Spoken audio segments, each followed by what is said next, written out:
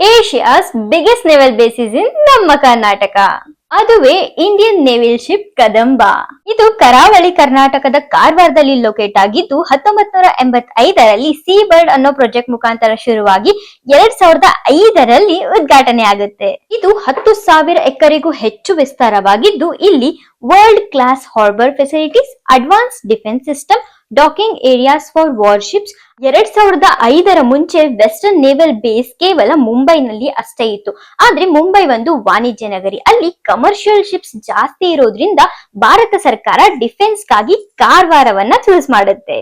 ಕಾರವಾರನೇ ಯಾಕೆ, ಬೇರೆ ಜಾಗಗಳು ಯಾಕಲ್ಲ ಅಂತ ನೋಡೋದಾದ್ರೆ, ಕಾರವಾರದ ಸಮುದ್ರಗಳು ತುಂಬಾ ಆಳವಾಗಿದೆ, ಡೀಪ್ ಆಗಿರೋದ್ರಿಂದ ದೊಡ್ಡ ದೊಡ್ಡ ಶಿಪ್ಸ್ ಗಳಿಗೆ ಇದು ನಿಂದ್ರೋಕೆ ತುಂಬಾ ಅನುಕೂಲಕರವಾದ ಜಾಗ.